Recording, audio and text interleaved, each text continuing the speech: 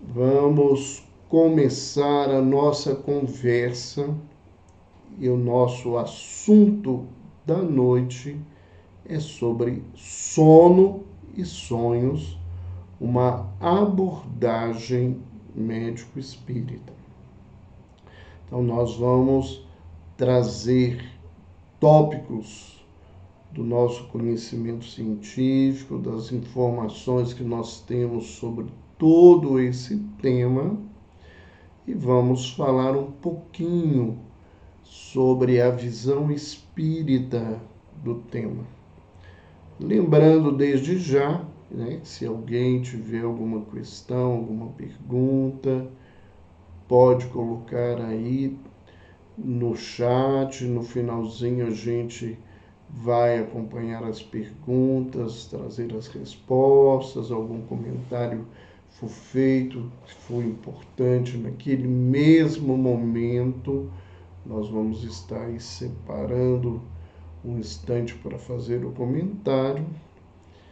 E também lembrando que nós não vamos falar aqui de interpretações dos sonhos, que muitas vezes a gente já abordou esse tema, já falou sobre isso, e as pessoas sempre caminham na tentativa de fazer interpretações sobre o tema, principalmente sobre a questão dos sonhos, e nós vamos comentar sobre isso, mas não é esse o nosso objetivo, a nossa conversa dessa noite.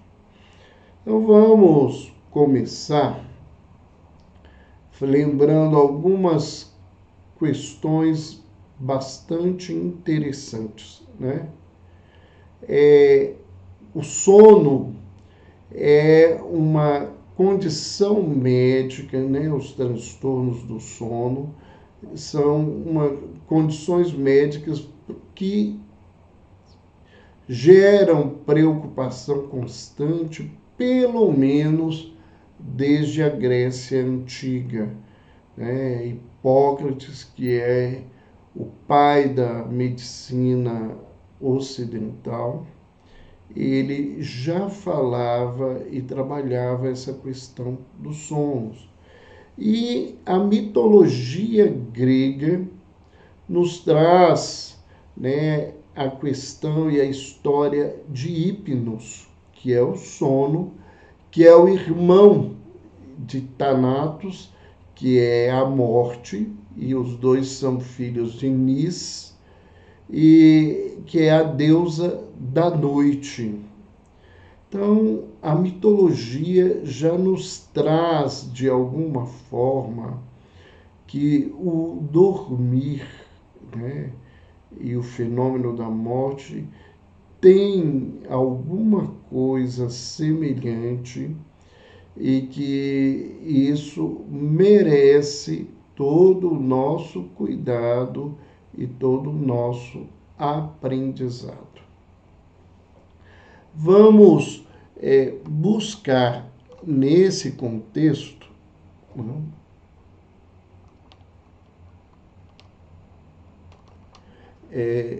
só estávamos verificando aqui o som, vamos buscar nesse contexto entender o sono. O sono foi considerado durante muito tempo uma parte passiva da vida humana, que a gente dormia e que a vida, no seu maior contexto, ela não existiria. Atualmente, a neurociência nos trouxe, e sabe-se da função reguladora ou reparadora do sono. Então, o sono, ele tem uma função reparadora de conservação de energia, ele tem uma função de conservação imunológica, então ele sustenta o processo imunológico das pessoas, ele tem uma função na regulação hormonal, na regulação do sistema linfático, ele tem uma atuação importante no aprendizado da criatura e na memória das pessoas. Então, só a partir desses dados a gente vê o quanto que o sono por si mesmo é fundamental da vida. Nós, as criaturas humanas, dormimos 1/3 da nossa vida. E o dormir, o sono, é tão importante na vida da criatura quanto a alimentação, né? Quanto a atividade física, né? A vida de relacionamento da criatura. Enquanto função, né? O sono hoje é considerado um elemento imprescindível para a manutenção da vida cognitiva e da vida orgânica em si. Então, nós hoje caminhamos com uma visão muito diferente. E há uma grande preocupação porque os transtornos do sono, eles são frequentes na população geral. Nós vamos ver, né, e se levanta que aproximadamente 30% da população geral tem transtornos do sono.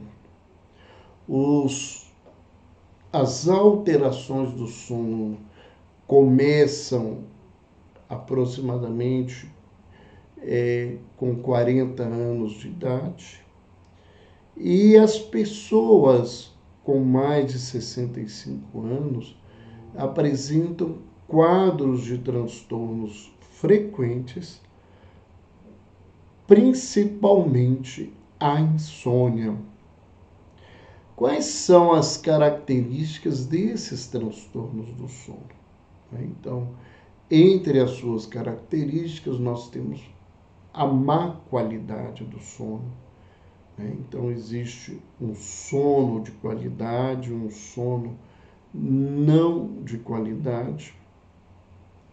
Essa má qualidade, né, ela repercute na capacidade do indivíduo produzir durante o dia, tanto do ponto de vista intelectivo, quanto do ponto de vista da capacidade de trabalho, quanto da vivência relacional, pelas alterações que o sono pode produzir na vida da criatura, seja, né, no âmbito do comportamento, seja no âmbito do humor. Uma outra característica é a insônia, que é o principal transtorno do sono na vida da criatura. E nós vamos ver, né, que a insônia, ela pode ser uma insônia aguda, que tem no máximo 4 semanas, 1 mês, e a insônia crônica, que se caracteriza pela permanência dos transtornos do sono por mais de 3 meses seguidos. E essas alterações, essa classificação, ela é importante hoje, inclusive para o foco do tratamento, para a possibilidade de ajuda da pessoa. Uma outra característica desses transtornos é a sonolência diurna excessiva. Né? Mesmo quando a pessoa dorme muitas horas, ela apresenta, pelo seu transtorno, uma sonolência intensa. Isso é muito comum nas pessoas que dormem uma quantidade grande de horas, mas que apresentam, por exemplo, a apneia do sono, que é um quadro grave, né? Principalmente as apneias de nível central, que podem levar a uma parada respiratória e levar, inclusive, a pessoa ao óbito. Esses quadros podem provocar alterações orgânicas muito importantes. Dentro desta característica do quadro, nós temos a dificuldade de conciliar o sono, aquelas pessoas que deitam e demoram muito tempo para dormir. Temos a dificuldade de acordar na hora desejada, aquelas pessoas que não conseguem acordar, né? de se levantarem na hora que necessitam. E temos ainda os movimentos e os comportamentos anormais relacionados ao sono, né? As pessoas que têm as alterações, os movimentos de perna, né? Onde que eles têm movimentos involuntários de perna que levam a acordar. E podem-se ter comportamentos anormais muito graves e para muita gente até parecer bizarros, né? Há relatos de pessoas que dormindo saem de casa dirigindo o carro. Que pessoas que dormindo, né, têm relacionamentos sexuais dos quais não se lembram, ou que buscam nesse processo sem consciência, né, molestarem sexualmente outras pessoas. Então, o quadro é um quadro bastante amplo e bastante frequente, né? A insônia, que é esse transtorno mais comum, é uma dificuldade que as pessoas têm para iniciar, para manter o sono, além do despertar precoce e uma sensação de má qualidade do sono. Então, a insônia, ela tem essas características, né? Ela envolve aquilo que nós chamamos de insônia inicial, né? Que é a insônia pela dificuldade de conciliar o sono, os despertares frequentes, onde a pessoa acorda inúmeras vezes, e esse número excessivo atrapalha as fases do sono, né? Lembrar que o sono ele tem 4 fases, né? A fase N1, a fase N2, a fase N3 e a fase do sono REM, que é a fase dos sonhos e que se chama sono REM porque ela é demarcada por movimentos rápidos do globo ocular. E tem as pessoas que acordam de madrugada e têm dificuldade para reconciliar o sono, e tem outras que acordam e não conseguem mais dormir, né? E todas essas criaturas geralmente se queixam de uma má qualidade, né, do sono, com repercussões durante o dia de sonolência, com a redução da capacidade para estudar, para concentrar, para trabalhar, né, para realizar as suas tarefas durante o dia. Antes de a gente caminhar um pouco mais sobre o sono como um todo, ou uma visão também sobre os sonhos que muitas pessoas têm interesse, vamos falar um pouquinho da insônia pela preocupação desse tema dentro do campo da saúde mental, né? E houve uma evolução do conceito ou da visão da insônia no tempo, né? Ela é amplamente definida como essa insatisfação, né, do sono, que pode ser pela qualidade ou pela quantidade, e ela está associada com esses fenômenos que eu falei, né, de dificuldade para iniciar, para manter o sono, ou desse despertar precoce com uma incapacidade de acordar. Por que essa grande preocupação com a insônia? Primeiro, né, porque a insônia ela tem uma ampliação do impacto na qualidade da vida. As pessoas que têm insônia têm uma piora da qualidade da vida. Várias pesquisas mostram que a insônia, né, as pessoas portadoras de insônia crônica, elas têm um aumento em até 3 vezes do risco de morte. E os trabalhos mostram que as pessoas que dormem pouco, ou que dormem em excesso, elas vivem menos.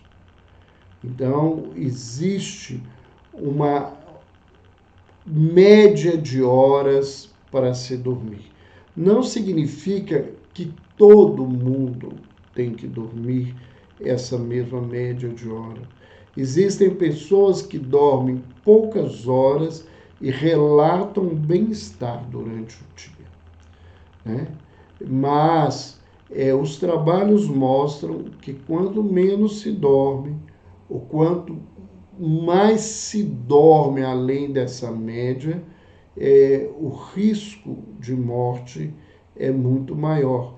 E essa média estaria entre 7 a 8 horas de sono, né? Nós depois vamos falar sobre o sono no idoso, mas esse sono no idoso, ele diminui aos poucos, né? Nós vamos ver ainda, né, que a insônia piora a cognição, a capacidade de aprendizado, de entendimento da criatura. A insônia provoca alterações psicomotoras. Ela retarda as respostas necessárias aos movimentos involuntários, aos movimentos repetitivos que a pessoa está acostumada. Pessoas insone sofrem mais acidentes do trabalho, sofrem mais acidentes automobilísticos por causa dessas alterações. A insônia é uma grande importante do absenteísmo, ou seja, da falta das pessoas aos seus trabalhos. E a insônia crônica, ela aumenta o número de aposentadorias por invalidez. Pessoas portadoras de insônia crônica, elas têm um agravamento dos seus quadros, e isso provoca uma situação de maior, né, gravidade dos seus quadros e da possibilidade da aposentadoria por invalidez. Numa visão mais recente, né, a insônia, que muito tempo foi considerada só um sintoma, ela tem sido vista, não é um consenso da observação de todo mundo, mas como se fosse uma doença por si mesma. De tão grave é a sua manifestação. Então, nós já falamos que 30% da população geral tem algum tipo de insônia, e a insônia crônica, ela atinge de 10 a 15% da população. Então, se a gente imaginar que nós estamos aí na faixa dos 9 bilhões de pessoas, aproximadamente 1,5 bilhão de pessoas no mundo sofrem de insônia crônica. E essa incidência é muito maior nas pessoas idosas, né? O que leva uma pessoa a ter um transtorno do sono? Quais são os principais fatores predisponentes, principalmente da questão da insônia? Um deles é o estresse financeiro. Está cada vez mais presente na nossa sociedade. Os trabalhadores de turnos, né, que trabalham em turnos alternados ou que trabalham no turno da noite, que tem que trocar o horário de dormir, essas pessoas também têm maiores tendências à insônia. A perda de um ente querido também leva a essa situação. Divórcio e separação também, e casos de abuso no ambiente doméstico, sejam abusos físicos pela violência, ou abusos morais ou sexuais, eles também são responsáveis por muitos quadros de insônia. Uma questão importante, né, é a relação, né, da insônia com traços de personalidade e com transtornos mentais. Então, pessoas perfeccionistas, né, pessoas que apresentam transtornos, por exemplo, obsessivos, compulsivos, aquelas pessoas que tudo tem que ser certinho, tudo tem que ser correto, tudo tem que estar alinhado, organizado, seja mentalmente, emocionalmente ou fisicamente, que é uma briga constante dessa perfeição, elas têm maiores tendências a ter insônia. As pessoas, né, daquilo que chama-se de neuroticismo, né, aquelas pessoas que são, se apresentam muito neuróticas, com comportamentos excessivos, de medo, de pensamentos paranoicos, de situações que são extremamente estressantes, elas também têm uma predisposição de apresentarem mais insônias. E a insônia, né, ela está presente em muitos quadros psiquiátricos, né?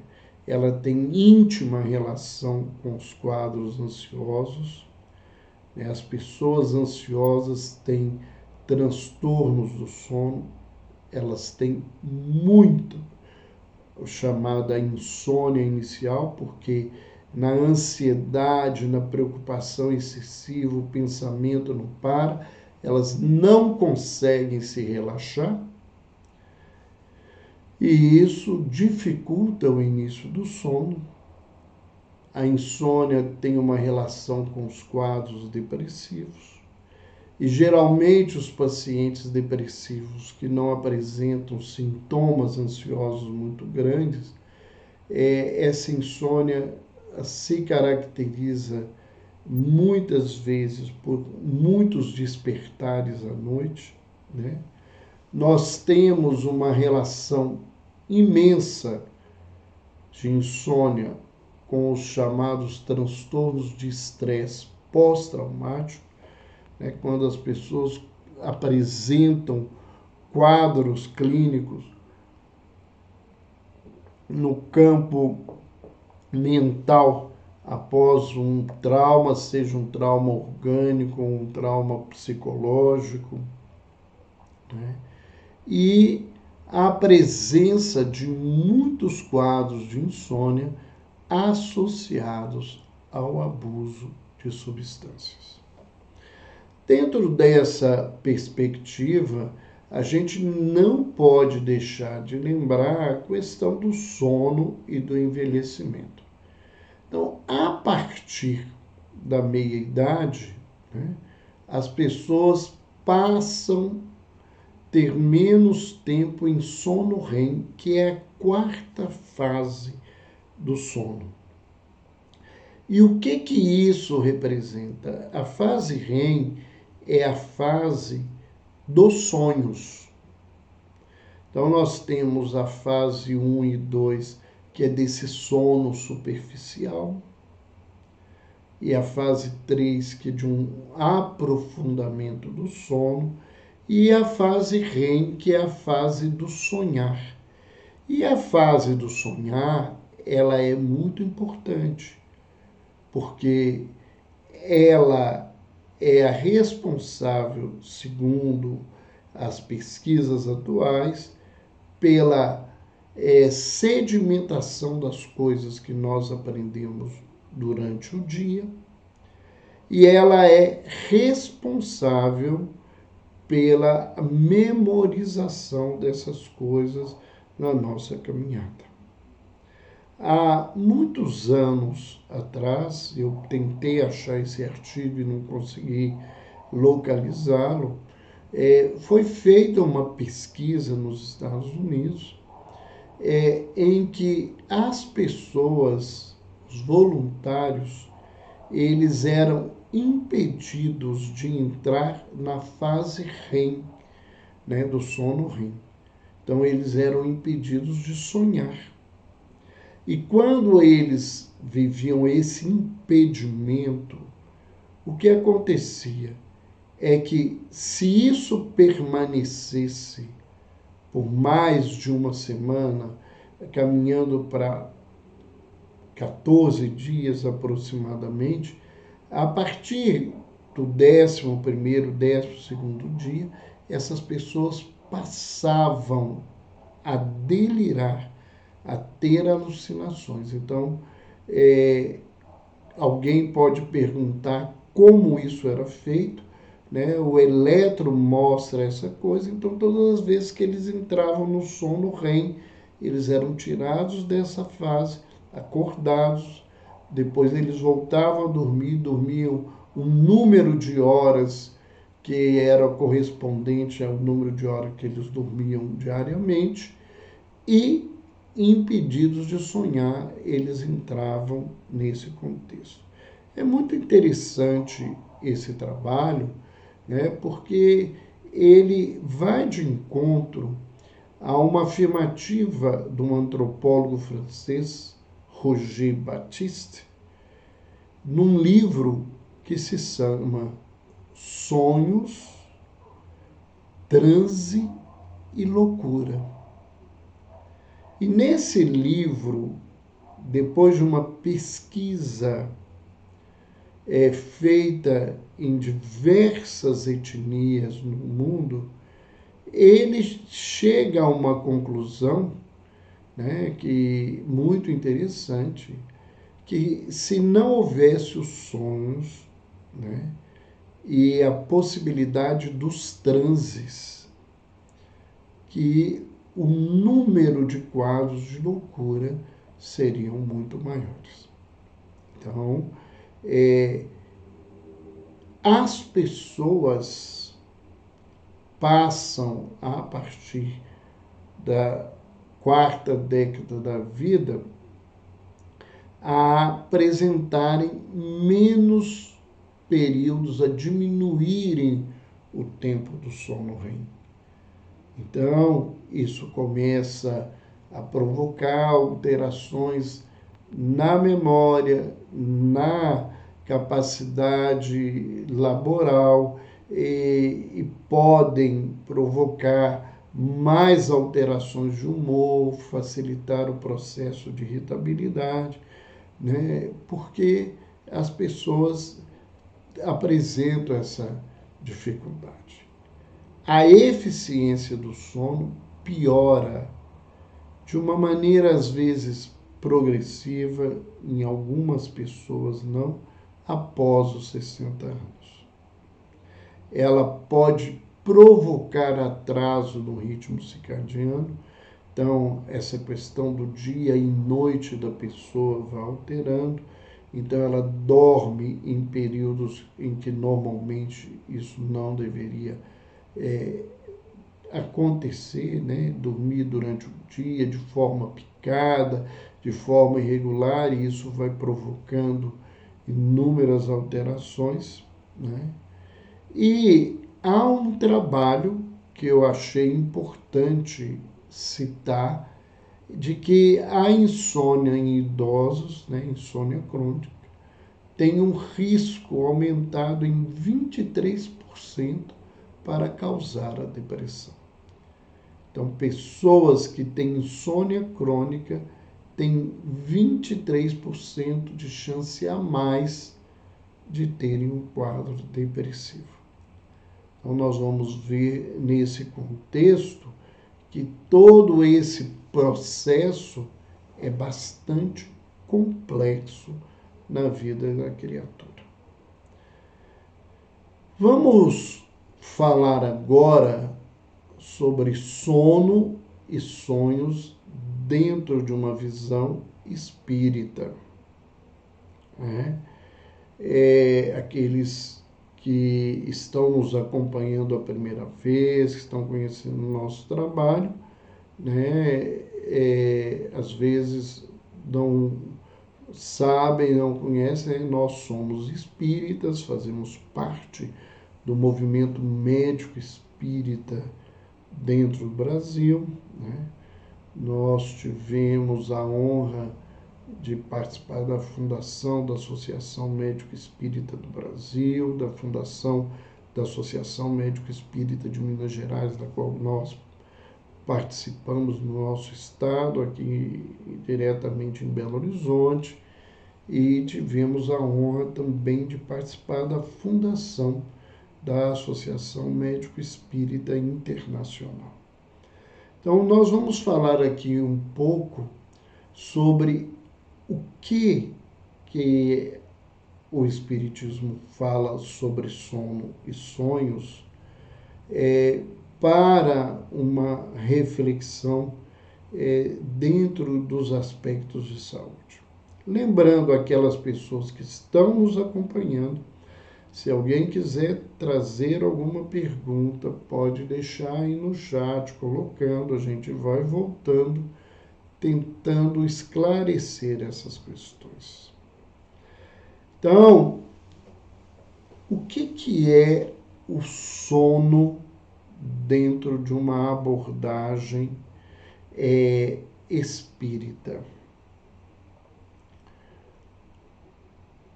Kardec, Allan Kardec, no Livro dos Espíritos, ele pergunta aos orientadores espirituais se, da mesma forma que o corpo fica inativo durante o sono, se o espírito também ficaria inativo. E a resposta dos espíritos é que o espírito jamais fica inativo. Que durante o sono, os liames, as ligações que unem o corpo se afrouxam e o corpo não necessita da atuação do espírito de forma intensa naquele momento. Então, quando o corpo repousa, dizem os espíritos, o espírito dispõe de mais faculdades que no estado de vigília. Ele tem a lembrança do passado e às vezes a previsão do futuro. Ele adquire mais poder e pode entrar em comunicação com outros espíritos, sejam eles pessoas encarnadas, que estão vivas na crosta terrestre, ou sejam espíritos já desencarnados.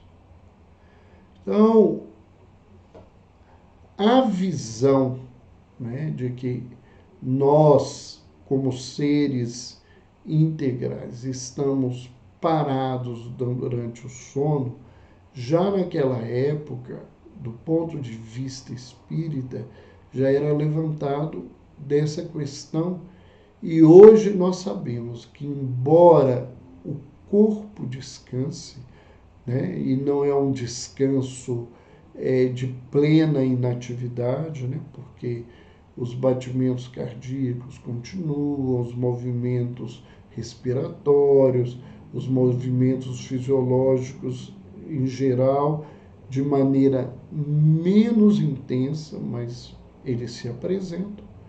Mas nós vamos ver um funcionamento cerebral permanecer, e permanecer de forma extremamente importante, envolvendo a regulação hormonal, linfática, o controle da imunidade da criatura, a fixação do aprendizado, a colocação de recursos para a memorização desses aprendizados, inclusive uma reparação energética para o corpo.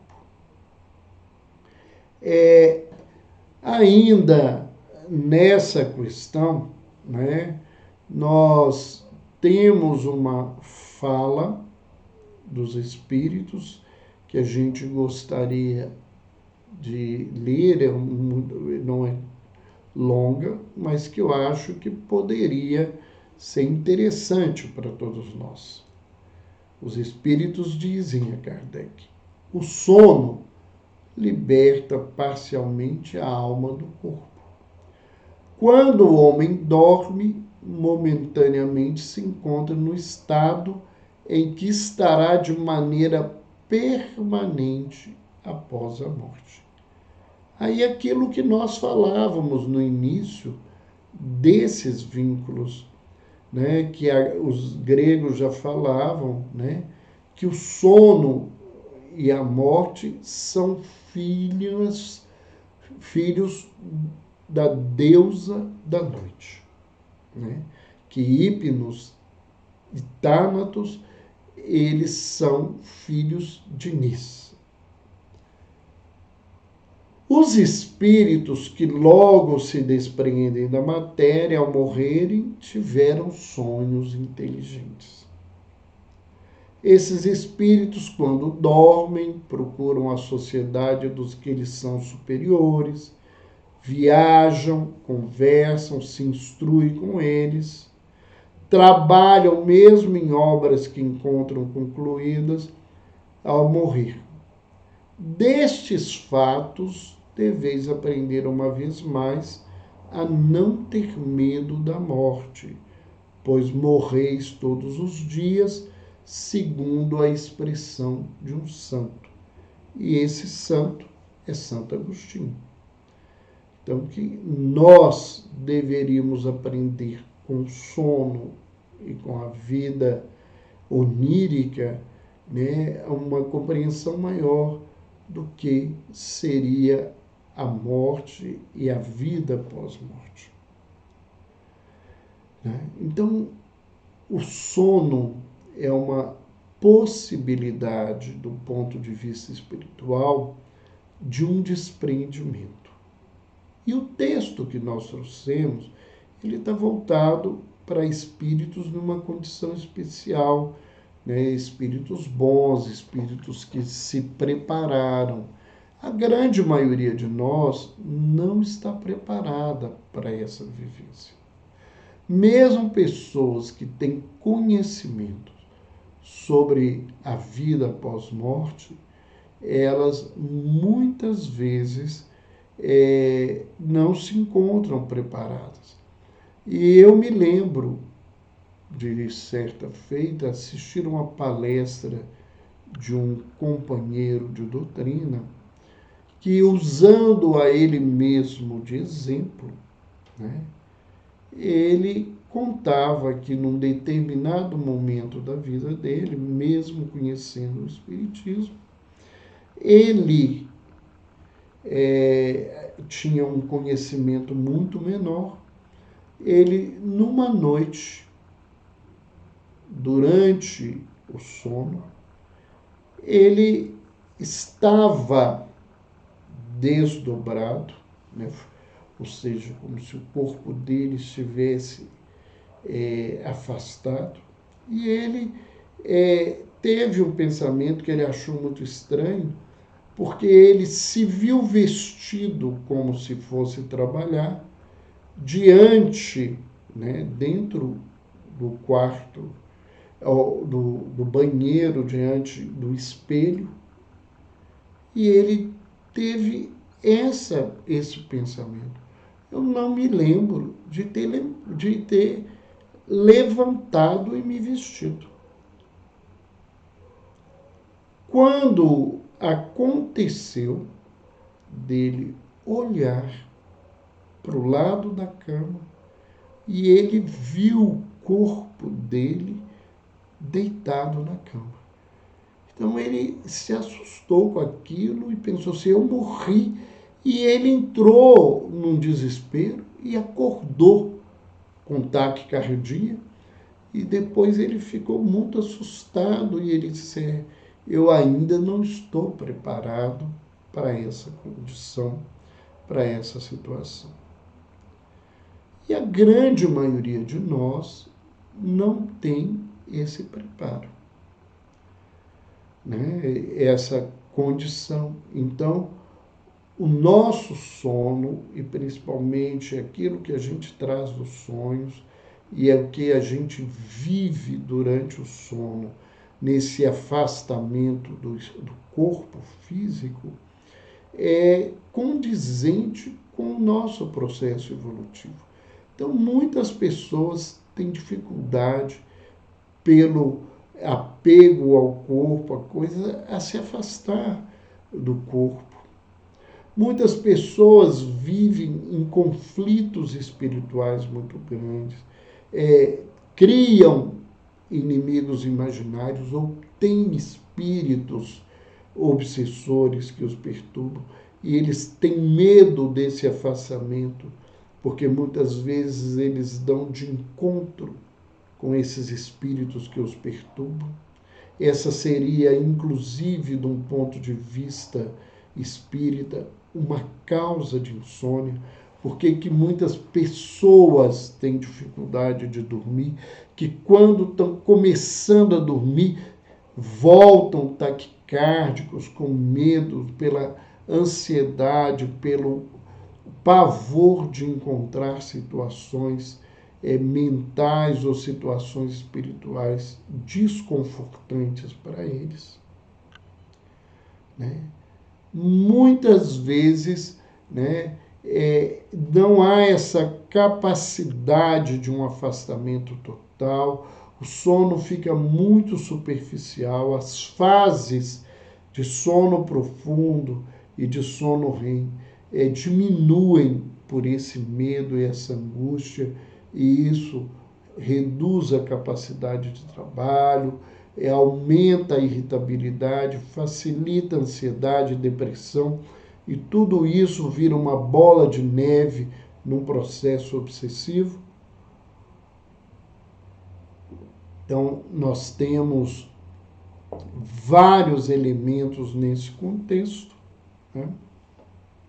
E o sono, né? A pessoa, né, então pode dormir muitas horas, mas reduz-se mantendo na superficialidade do sono, né? O espírito Emmanuel, através da psicografia de Francisco Cândido Xavier, em um livro chamado O Consolador, que é um livro de perguntas de diversos encarnados ao Espírito Emmanuel, elas são respondidas pela psicografia de Chico. No item 49, ele vai falar sobre sonhos. Então, ele diz o seguinte: na maioria das vezes, o sonho constitui atividade reflexa das situações psicológicas do homem no mecanismo das lutas de cada dia, quando as forças orgânicas dormitam em repouso indispensável. Então vamos ver aí o bom senso e a capacidade de ensinamento de Emmanuel, que nos mostra que, na maioria das vezes, os nossos sonhos não são sonhos espirituais ou sonhos espíritas, como algumas pessoas dizem. Que a maioria das vezes os nossos sonhos são atividade reflexas das situações psicológicas do homem no mecanismo de luta de cada dia. E hoje, cada vez mais, a neurociência mostra que muito desses nossos sonhos, eles têm a ver com os aprendizados diversos do nosso dia a dia, que são memorizados, né, e estruturados, organizados cerebralmente durante essa fase. Então, enquanto o corpo, né, tem uma fase de maior descanso, de menor atividade, né, que é do repouso indispensável para a criatura, a gente tem sonhos de cunho psicológico. E esses sonhos, eles são demarcados ou com lembranças, né, do dia a dia nosso, que retornam no sonho de uma maneira incompleta ou simbólica, um simbolismo que possa ter a ver muito com a particularidade da sua própria vida, ou um simbolismo como os estudos de Jung nos traz, ligado aos arquétipos, né, da nossa civilização. Então, muitas vezes, em muitos sonhos, eles trazem o simbolismo que nós aprendemos, seja nessa encarnação, seja nas diversas vivências que nós já tivemos neste planeta, num aprendizado constante, e que vem a nós de uma maneira simbólica, representando algo que tem um significado na nossa caminhada. Então, às vezes, na minha preocupação, eu não trago o problema do dia claramente, mas trago esse problema representado com um símbolo cultural ou com um símbolo individual das minhas crenças e do meu aprendizado, que tem a ver diretamente com essa situação. Como essa decodificação, ao acordar, ela não é bastante clara, muitas vezes os sonhos parecem disparatados, parecem ser sem sentido, parecem não ter nenhum objetivo, mas eles o têm, né? E quando as pessoas trabalham, por exemplo, né, na psicologia junguiana, os psicólogos que trabalham com a análise junguiana, eles conseguem, né, a partir de um estudo profundo do sagrado e desses arquétipos míticos da humanidade, a entender e auxiliar as pessoas a compreender os seus desafios, aquilo que é fundamental no seu aprendizado. Ele continua na sua explicação dizendo que em determinadas circunstâncias, contudo, como nos fenômenos premonitórios ou nos de sonambulismo, em que a alma encarnada alcança elevada porcentagem de desprendimento parcial, o sonho representa a liberdade relativa do espírito que está prisioneiro na Terra, né, pelo corpo físico. Então, muitas vezes, as pessoas podem ter vivências no mundo espiritual, encontros espirituais, participar de trabalhos, estudos, orientações que elas trazem também de maneira simbólica, também às vezes de forma fragmentada, e alguns ou algumas vezes esses sonhos podem ser tão claros que você acorda com a nítida sensação de ter vivido aquelas coisas, não consegue diferenciar se aquilo é uma realidade ou um sonho, os chamados sonhos vívidos, né? Nós vamos ver ainda, né, que os sonhos, eles não são verdadeiros como entendem os ledores de sorte, pelo que é absurdo admitir que sonhar com uma coisa anuncia a outra, nessa simbologia que as pessoas fazem. Por exemplo, como muita gente fica querendo lembrar nos sonhos de números ou de animais, a questão do jogo do bicho, né, para jogar e ganhar, né? O que eles são verdadeiramente, né, verdadeiros, é no sentido de apresentarem imagens reais para o espírito, mas que muitas vezes eles não têm uma relação, uma explicação clara pelo que passa na vida corpórea, né?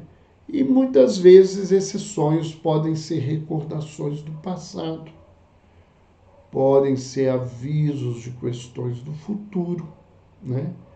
E isso, quando é permitido ou quando isso acontece como uma necessidade da criatura. Muitas pessoas no movimento espírita falam assim, quando os espíritos permitem. Na realidade, é quando o nosso espírito está apto a ter acesso a essas questões. A permissão a determinadas informações, a determinadas situações, elas têm a ver claramente, né, com a situação que a criatura vive ou convive nesse contexto. Rapidamente, né, nós nos comprometemos em outro momento, em outra live, falar de uma maneira bem mais ampla. Nós vamos falar de algo, né, que é muito importante, que é sobre o tratamento, né, o trabalho, a tarefa de se buscar um sono saudável. Essa expressão, ela é muito antiga, ela foi mais generalizada a partir da década de 70 do século passado, que é a higiene do sono.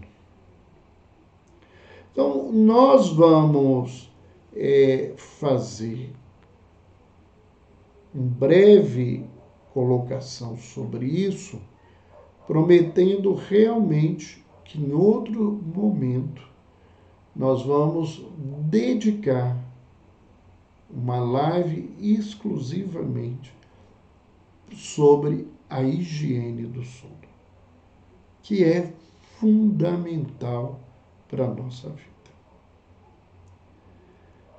A primeira coisa que é importante a gente lembrar quando a gente fala de higiene do sono, né? Isso é um conhecimento antigo, isso não é uma coisa nova, né?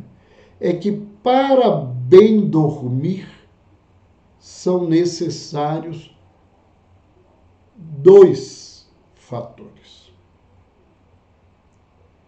Uma boa noite de sono depende de 2 fatores: de um corpo cansado e de uma mente quieta. O conhecimento milenar fala disso, né? O conhecimento popular fala disso, né? Que uma pessoa cansada vai bater na cama e dormir, né? E que para a gente dormir tranquilo, a gente tem que estar tranquilo. Então, isso não é nenhuma novidade, mas a grande maioria de nós se esquece disso. E muita gente apresenta transtornos do sono, né? Por quê? Ou ela, durante o dia, ela não faz nada para cansar o corpo, né? Ou ela deita de maneira inquieta, ela se mantém estressada, ela está num ambiente agitado e ela não consegue dormir.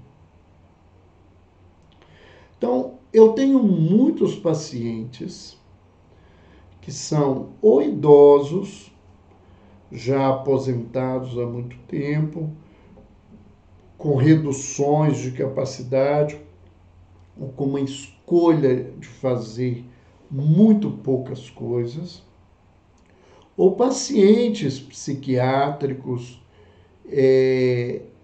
com comprometimento importante, que a maior parte do dia eles passam sentados ou deitados, assistindo televisão ou fazendo quase nada. Eles não cansam o corpo. Então, quando eles vão dormir, eles dormem pouco. Por quê? Porque o corpo precisa de pouco descanso, porque ele descansou o dia inteiro. Então a questão não é de um adoecimento, é de um comportamento, é de um estado da criatura.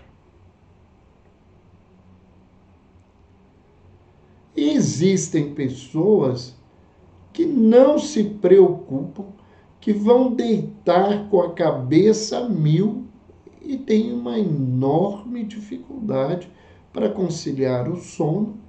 Às vezes tem um sono e sonhos conturbados associados àquelas preocupações ou àquela agitação com a qual ela deitou e que o sono fica bastante ruim. Então, isso é fundamental. Uma boa noite de sono, ela envolve um corpo cansado e uma mente quieta.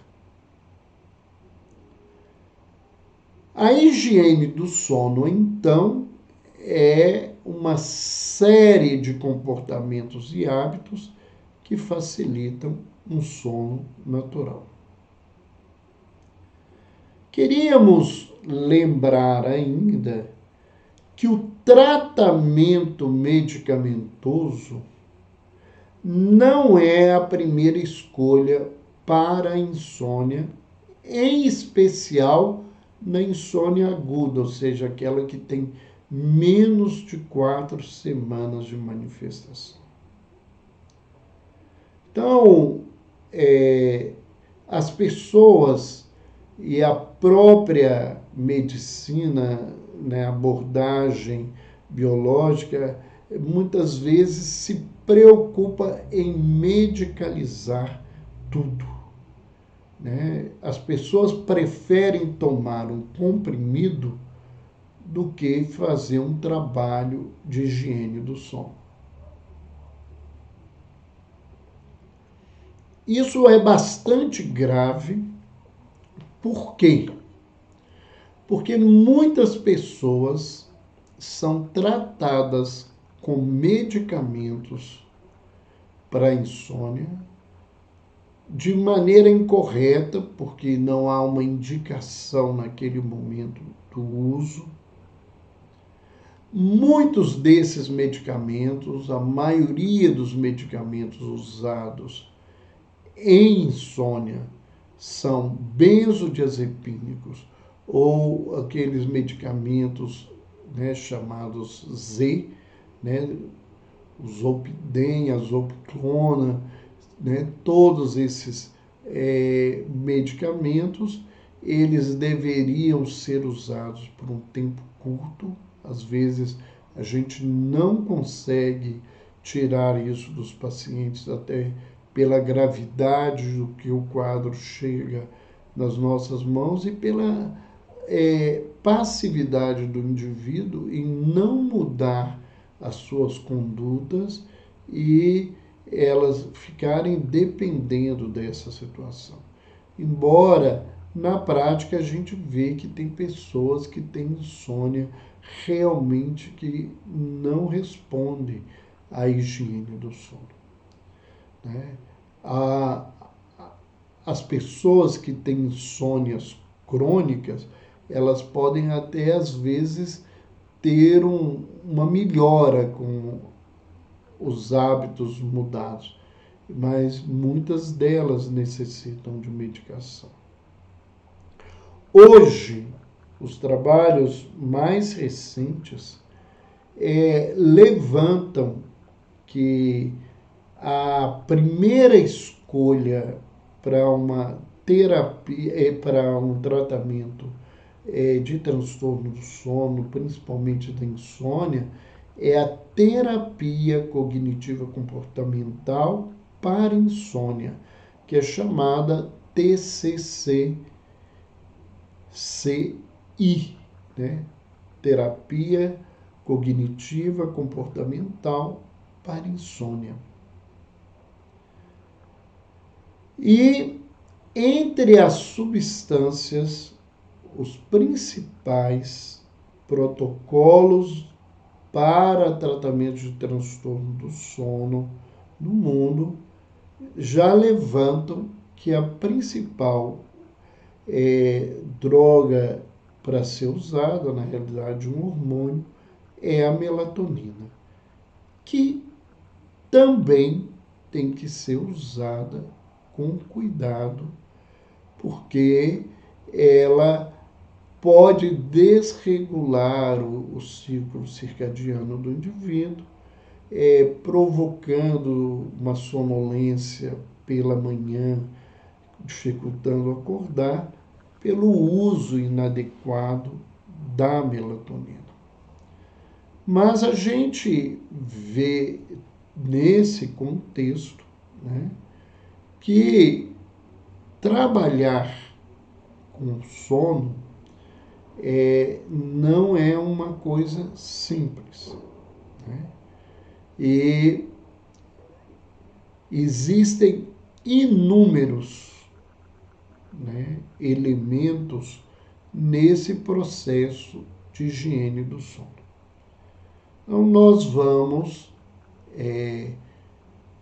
deixar para frente, né, essa nossa fala, provavelmente na próxima semana, né, se nós não tivermos algum tema pedido com urgência, as pessoas têm nos pedido isso às vezes com certa frequência, a gente tenta atender as pessoas, né, que nos seguem.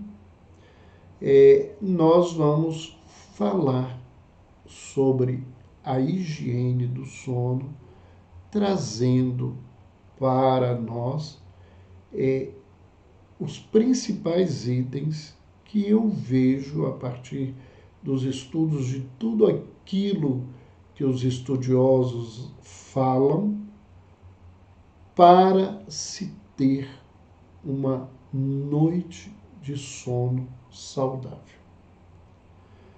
Nós estamos agradecendo a todos.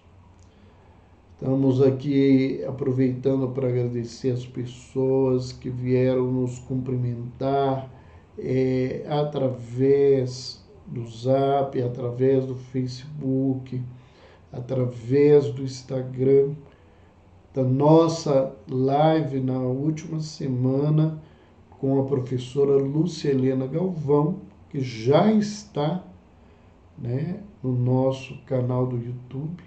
Foi um presente, uma oportunidade ímpar.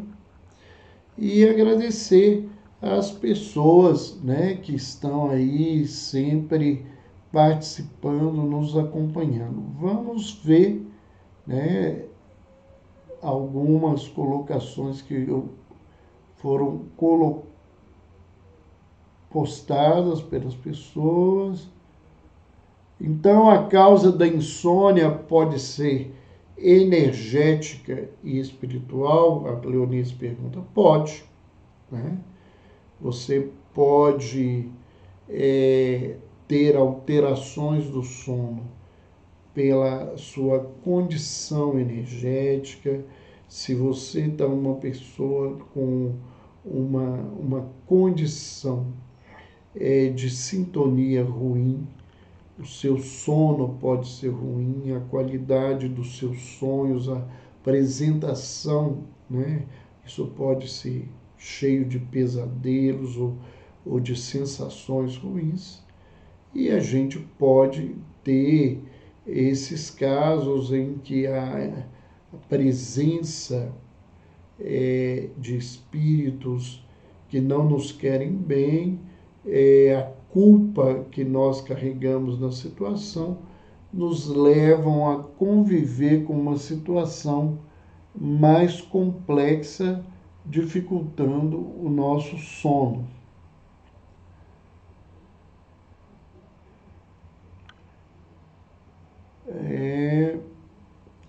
Há 9 anos você tratou de um primo que mora em Diamantina. Obrigado, Adriana. Gratidão também por você estar aqui conosco, né? Então, nós vamos deixar aqui né? E quem quiser que não teve a oportunidade, que nós já estamos nos nossos finalmente, podem mandar para nós questões acerca desse tema. Nós respondemos através do Instagram, né? E nós vamos, na próxima semana, continuar trazendo atitudes saudáveis para um sono saudável. Muito obrigado, boa noite, boa semana, uma semana de uma temperatura muito agradável. Tem gente que gosta de calor, eu gosto muito de frio.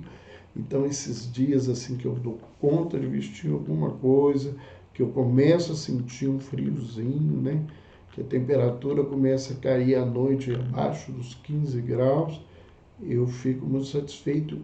Isso melhora o sono. Nós vamos falar por quê na próxima terça-feira. Boa semana, tudo de bom para vocês.